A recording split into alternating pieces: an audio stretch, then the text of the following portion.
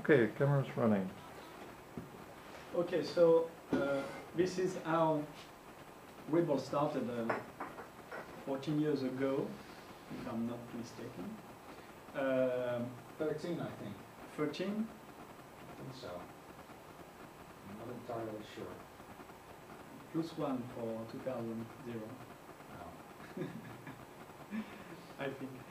So it's an old painting of French Revolution, and this is how Rebel was meant to be.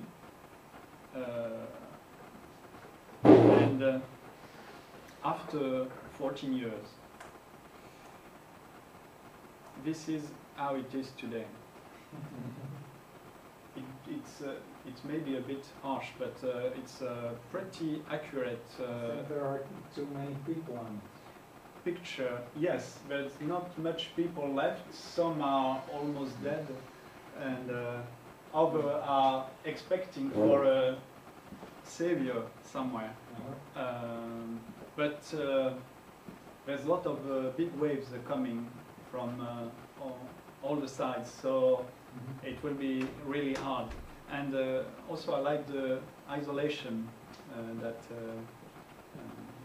you get from that picture, which is quite a feature of the Rebel community and Rebel world. It's living in a very isolated world. In a bubble. In? A bubble. Yes. In a bubble, exactly. So that's not very satisfying. So what to do then? From that, not many options are left. Give up, that's the first option, and pick up another language. For example, Lisp, or Ruby, or Python, or lot of or Scala. Nice. Scala is not yet mainstream, but Python, Ruby are mainstream languages. That could be a nice possibility. The other remaining option is to build an alternative. So, as I already experimented with building Rebel alternatives, at least Rebel-like engines 6 or 7 years ago, I choose the second option. So, my answer is Red. Red is the new project I'm working on. And what is Red? Red comes from a reduced, the reduced word, and it is like a reduced Rebel dialect. Oh, so cool find. What's nice about having a reduced Rebel dialect? It's that you can do a lot of things that are not really possible using Rebel. So past conference, I asked him to do a BSD Rebel implementation. Oh, really? That should be quite easy using a Lisp language. Yeah. Look, Kai is drooling already. So the language I'm proposing to build will be fully open source, of course. That's the least I could do. It will be compiled. So that's possible because a Red will have less semantic rules and simpler semantic rules than Rebel. That's why it's a Rebel dialect. So this will enable compilation. And also it's not enough because static compilation will make it like a C-level language. It's not enough. To get more flexibility and access higher level features, you need to be able to JIT compile Rebel code. Parallel programming. In fact, it's more concurrent programming having plus a few features allowing true parallel programming. That's something that can't be avoided today.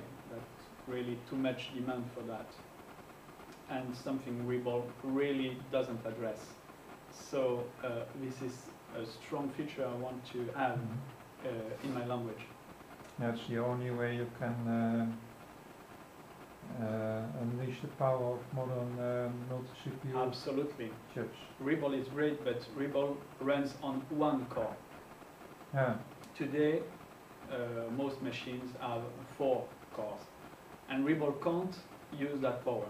Yeah, they're already talking about 6 and 33 cores, 32 cores now. Absolutely. Tremendos. It's even worse than that. There's some card, extension card, I don't know if maybe NVIDIA or... Yeah, GPU card. Some extension cards with around 10,000, 20,000 cores Yeah, on cards. the graphical And chips. Today, I don't know if it's graphic. It's GPUs or CPUs, I don't know. No, GPUs. GPUs.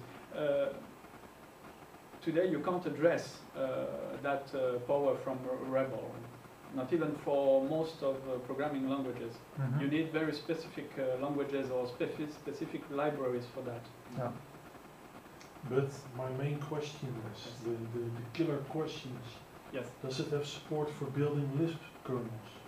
Lisp kernels. Yeah. I think it could be possible as a library, Yeah. but we'll see that later. One other thing, feature I want for Red is be general purpose.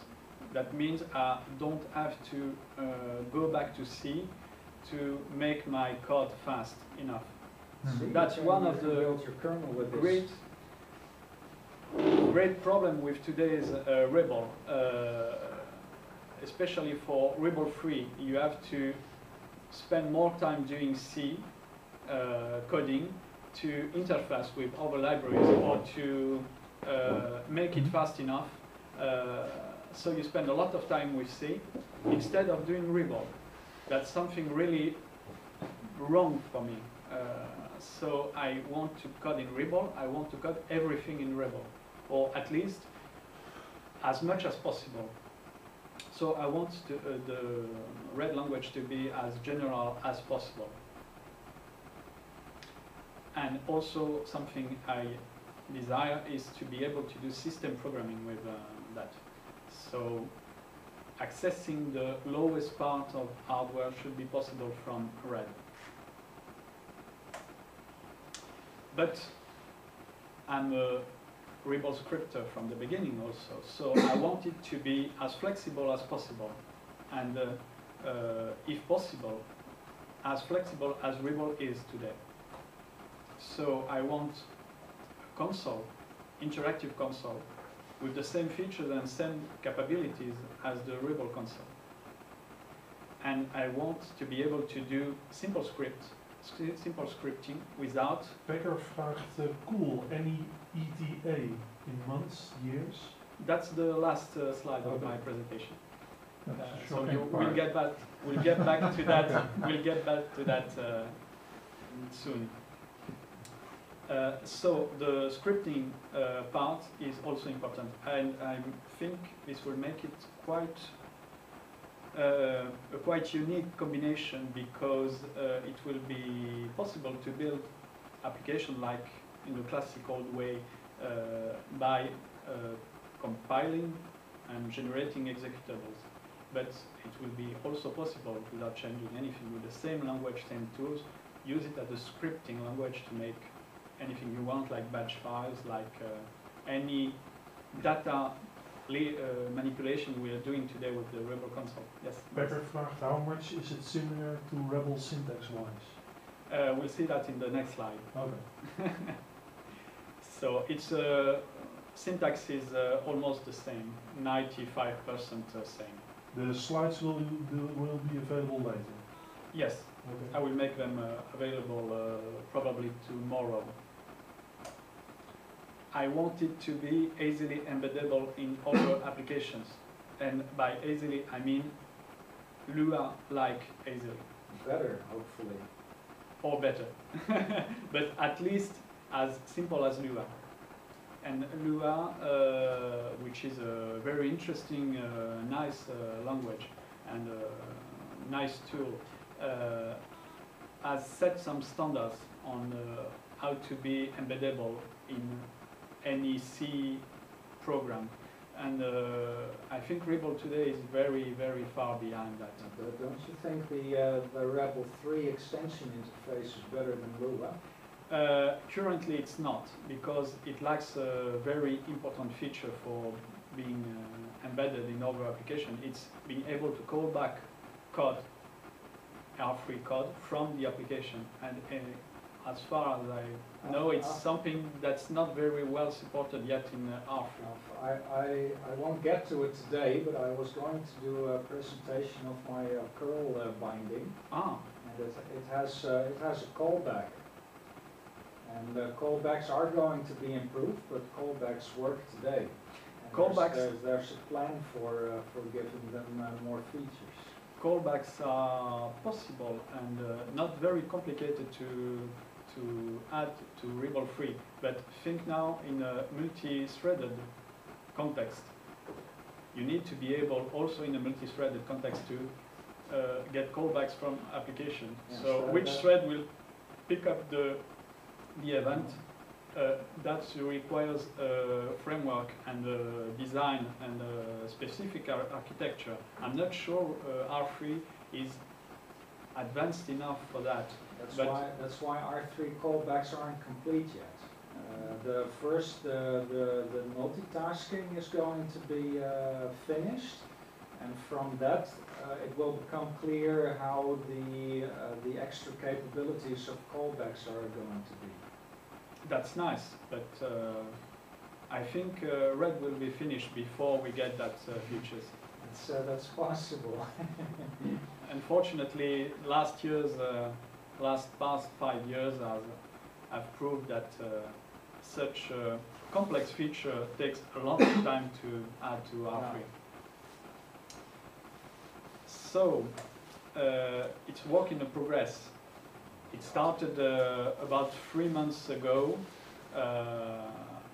but I was working and thinking about it since at least 5 or 6 years, doing several things, doing some new R# version that never been released, testing new ideas. I did several forked R# projects, testing different implementations. I've even coded a Rebel interpreter in Rebel just to test some new ideas. I never released it because it was too slow for real usage, but it had nice things like step-by-step debugging capabilities and a debugging console like GDB. So it was a cool, really cool project, but it was about 30 to 40 times slower than Rebel. So couldn't be used as a debugging tool for Rebel for real world applications. So I have spent quite some time thinking about how Rebel works, how to implement it, how to change some feature or design decisions to get other new interesting features. So here's a quick features tour of Red. The syntax, to answer the question previously, the syntax is strongly inspired. In fact, it's almost the same. There will be a few changes on some data types, but 95, maybe even 99% of the syntax will be the same. About the semantic rules, it will be most of Rebel. All Rebel can be implemented like I would like to. It means fully compilable. It has some features, some higher level construction that are not compilable or very complex to compile. So I want something that runs at as fast as native code. So will it have dynamic binding? I'll answer that in the next slide. Okay. So most of Rebel, I will retain something like 80% of the language structure we use every day to code in Rebel. So there's a lot of very high-level features in Rebel, but we don't use them very often. So maybe we can just drop them to gain in exchange native speed, which is a huge gain. So it's a risk rebel. It's A risk rebel. exactly. You're reading my mind. It's a RISC-like version of Rebel, and Rebel is more and more becoming a CISC system. Rebel 2 had something like, don't remember precisely, but maybe 50 to 60 native function. Native function means function code in C. Everything else was written in Rebel.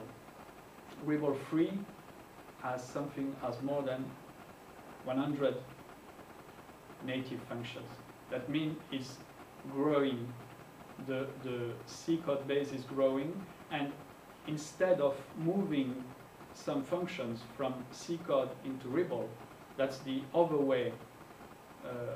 So in R3, they are putting a lot of functions that were coded in Rebel in C code, so you can't access their source anymore. You can't do any meta-programming with them. And they're doing that just because of one thing, for performance reasons, because they are too slow as Rebel code. So I don't want that. I want to code in red. I mean everything in red. So in red, you won't have 100 native functions. You will have a few, very few native functions. For now, there's only 2 native functions, and I think that when the language will be finished, it will be maybe 10 or 15 native functions. But I'll try to not go more than 10. The type system is like the Rebel type system. It means a rich type system with a lot of data types. But I won't be able, and I won't have the time to code everything. So I will just focus on the main data types that are required for the red to work. That means lists, symbols, integer, strings. Everything else I will specify and let people do contribution and code the missing data types. And I will do that using a very simple system, using unit tests as specification for the required data type. I will publish them and let anyone pick up these unit tests and make the implementation. One of the nice things in Red is that you can plug almost in real time, at runtime, a new data type, like you do today for extension in R3. So you'll be able to statically compile a new data type inside Red or add it at runtime. And you don't have to change the kernel for that. Type inference will be also added. That's a must-have if I want Red to be a scripting language. So you won't have to specify the data type for every word you use. Most of it will be guessed by Red, when possible, of course. A nice feature or a nice consequence of being compiled is that you will catch a lot of error that you have today at runtime. You will catch them at compile time. And for building application, that will go in the hand of customers. Such thing I do since years with Rebel. I run into a lot of cases where I have some bugs that could have been catched by a compiler, but appears in the client applications after a few weeks or a few months, and that's a waste. I have the question of Pecker. Just an embeddable core into other environments, or will some GUI be possible later too? Also, Yes. also will concepts like parse be available, networking and other ports? Parse, network, ports, yes, from the beginning. The GUI later. But I have also some notes about that in a slide. I want Red to be a functional language, maybe not as functional as some big players or pure functional languages like Lisp or Haskell or... Lisp is not purely functional. Which one? Lisp is not functional. Lisp is not purely? No, it's a multi-paradigm language. Yes, you're right. The scheme is often used in a purely functional way, but the language isn't purely functional. You're right. Do we get infix operators? Infix operators are there, of course. But I'd like also to add the higher order functions that Rebel 2 had some of them, but they are extended in Rebel 3.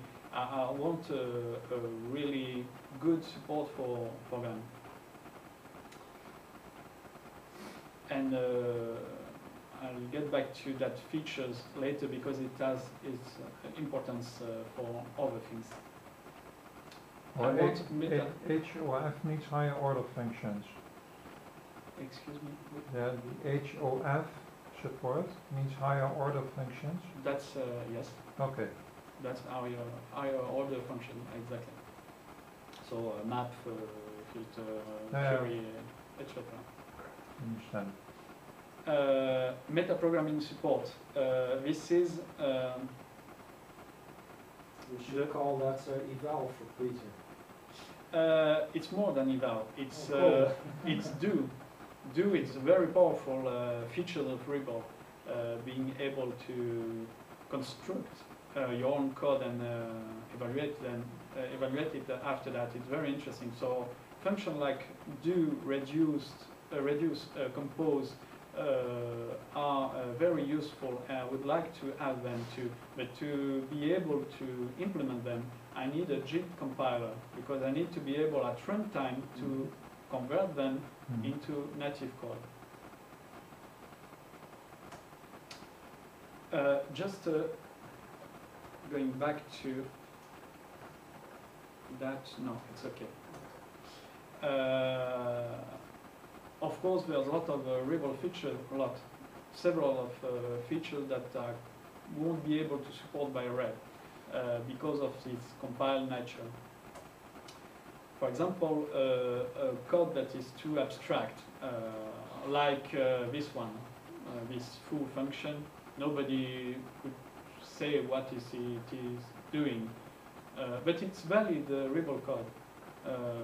So the path in the function body can be anything. A can be an object, B can be a block, C word in a block, or A can be a function and B and C could be refinements, or R could be a block and B, C nested blocks. You just don't know what it is, so it's not possible to generate efficient native code with that. You could, for example, try to implement a compiler that would generate all possible combinations, but it's just not efficient. And it's very complex to implement. There is a Rebel compiler like that, Sherman, right? Yes. And it had code explosions. Ah, really? Yeah, that's, if you compile this stuff, you get code explosions. So it's efficient in runtime, but not in size. The other thing about that, it's that you won't see such code very often in a user script or user application. I almost never use such code in my own works. So this is a feature I won't miss. Other thing, dynamic word binding. That's something that is compilable. It's possible to compile such thing, but you will have to implement the underlying system required for that. That means in Rebel having a context system where you can bind words dynamically and change the bindings. This is something that it's possible to implement in a compiler, but it has some performance impact that could ruin most of Red performance. So, in the first version of Red, I won't support fully dynamic binding. That could mean that my CMS is not portable to it, but I would have to analyze that. That's possible, but in Red it will be possible to do something nice if such construction is really required. It will be possible to write small interpreters to add such feature to Red. There's definitely a way around it, because the Yes. first version of my CMS wasn't using it. I'm not using it very much, in fact, in most of my code, so I won't miss it that much. Static scoping, which is also called definitional scoping in Rebel, is all I need to for most of my programming. But sometimes it can be useful. In Rebel, I'm sometimes using it to patch internal function at runtime. So there are some cases where it could be useful. So I'm not sure that I won't add it later, but definitely not in the first version. A bit of architecture overview.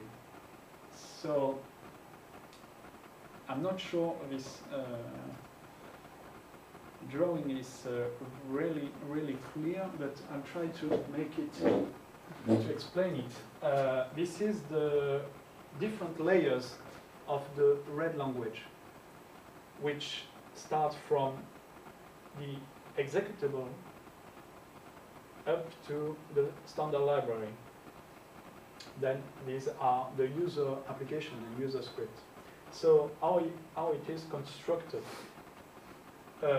Red will be able to generate real executables, not like Rebel, we just wrap some code, some scripts with a Rebel kernel, which is almost the same like running your code in source code from console. So in Rebel, in Red, you'll get a real executable. Like the OCaml bytecode. No, OCaml bytecode has a virtual machine. There's no virtual machine in Red. Red generates directly native code. Not even bytecode. No bytecode. Okay. Too slow.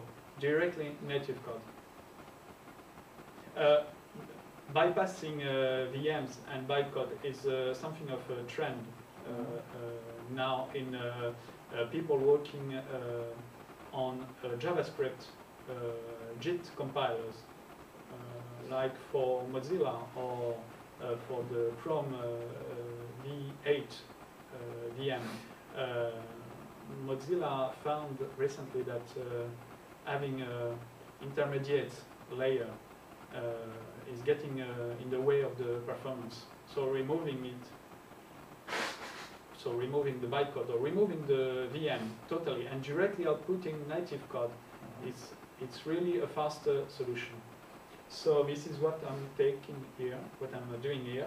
I'll generate directly from high-level code directly native code, no intermediary layer. So the performance will be comparable to modern JavaScript jet engines? Yes, probably. That needs to be tested, Probably. but my target range is from, let's say, 2 or 3 times C up to repcode speed. And repcode speed should be around... You mean Rebel code? No, repcode. Repcode is a VM that have been used in R2 and dropped, and which was quite fast. So it should be around 10 times or up to 20 times the C code. Yeah. So in the, let's say, to be broad, to have a broad range between 2 times C up to 20 times. That's the target range I want to reach. Okay, excellent. So, real executable. This part of Red will use a special dialect of Red, which calls Red System.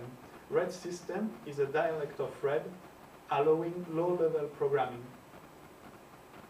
which means system programming. So extensions and stuff like that. That's not the main purpose, but it could be used for that also. But what you would do with C extensions in Rebel 3 now? Yes, exactly. Red System is a C-level language, really close to C. Red is much more higher level and closer to Rebel, and has a rich type system. But Red System is very low level. It just has 4 or 5 types. It's really C-like, but with a red syntax. Cool. So you could code R3 extension with Red System. Of course you could. This is an excellent use of the original Rebel dialect concept. Exactly. I spent some time searching how to implement it. I had different options. I could use a C compiler here to produce these layers, but I wanted to be able to have a standalone system and standalone language able to code even low-level features in the language, at least in a dialect of the language. So with Red, you can forget about C. C is not required. Red System is also used to build the memory manager, which includes the memory allocator and the garbage collector. Oh, so we won't have garbage collector bugs for a change? Of course, garbage collector is a must-have feature.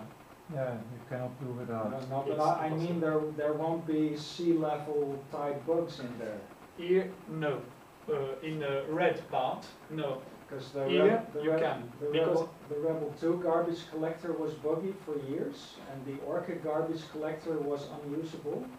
And now there are probably crash bugs in the Rebel 3 garbage collector. as the garbage collector is coded in very low-level dialect, it will be possible to have such error. But the garbage collector source code will be in red system, so much more readable and easier to debug than C code. Here, lexical parser. This is basically what the load native command does in Rebel. So here we have the red runtime composed of these 2 layers. This block here will export one native to the upper layer, to the red layer, load, or transcode in R3. And this one will also expose one, maybe 2 native function, make, and maybe the equivalent of recycle. But make is the main one. So with these 2 functions, native, we should be able to build something here, which looks like a standard library. So starting from here, we're in the red layer, where you code in red. means I/O level. So you could notice that there's no I/O here. There's no ports. There's no graphical engine. There's no Well, because in any case, not in the picture. yes, because it's not here. Because it's here. No. It means also that the data types, you'll code them in red. This means the I/O, you'll code them in red. So you'll be able to interface with the operating system, not only from here, but also from here. I'm not sure exactly if I will choose to export OS bindings from here to the upper layer, or just allow in the syntax direct access from red to the OS API. But It's much more organically scalable than Rebel. absolutely,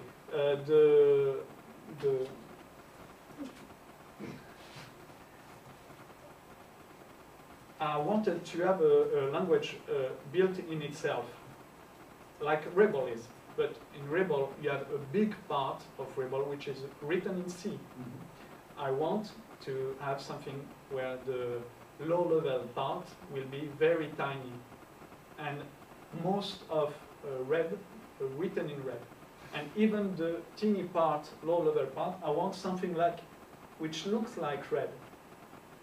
I don't want C, nor C dependencies, C runtime dependencies. So here, this is the big part of red. Here is all the language. We're almost going to be kicked out of the building, so... Oh, really? We'll try to go Yeah. faster. We gaan gewoon door als ze komen. Oh. But if you want to finish the presentation, you'll have to start planning now.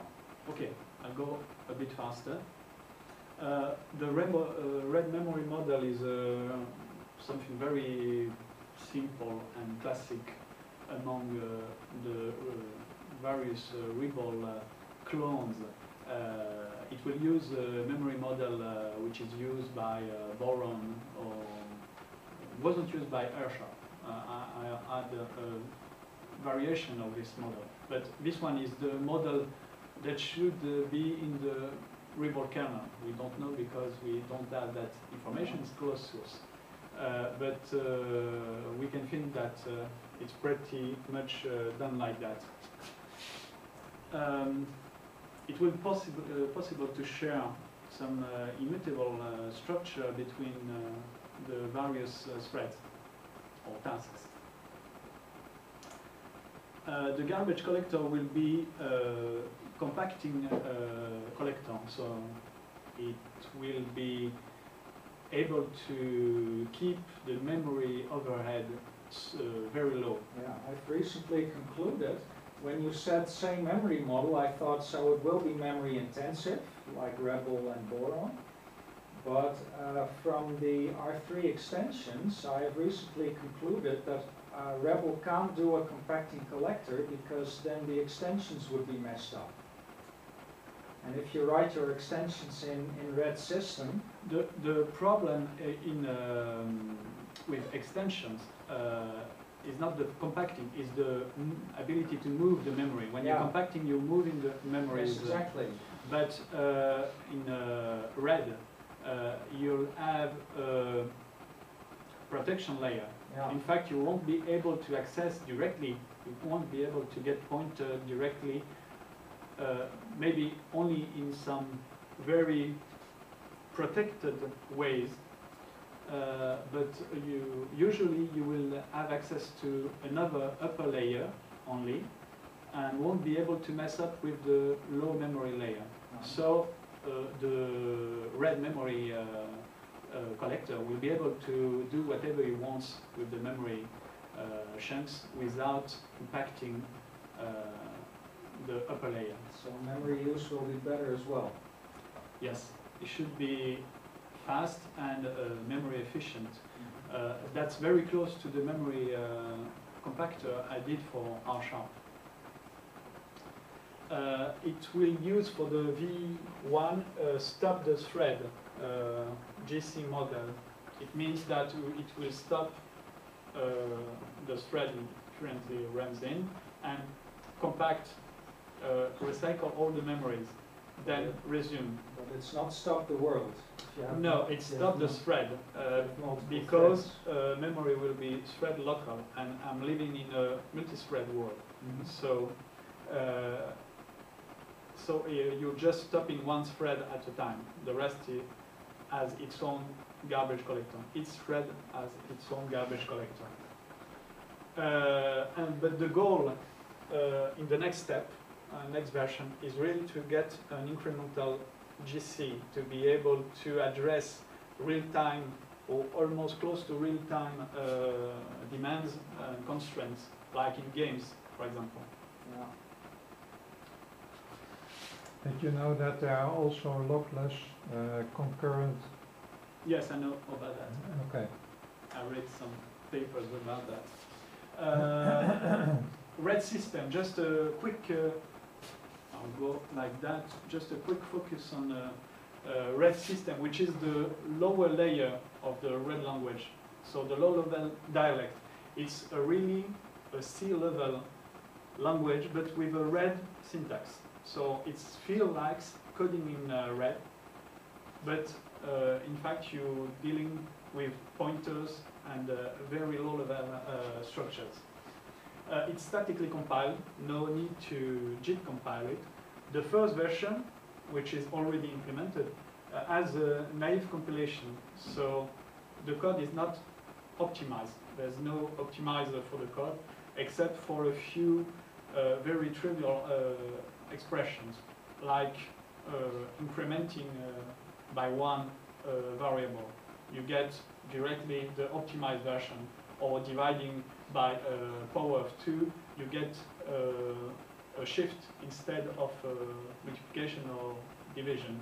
That's very trivial, that costs 1 or 2 lines to get in the code, so I did that. Inline assembler support. This one is for building OSs and system programming and accessing very low-level things, like some hardware ports.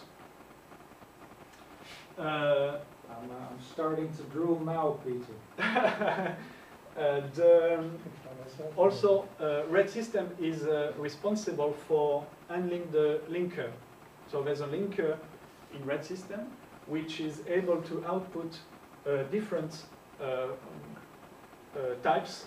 Currently, it only supports executables, but you can easily adapt after that to export DLL, think R3 extension, or lib for include it in a C project, for example. If you do alpha, I'll be satisfied because that will run Yes, on I know. syllable. ELF is planned soon.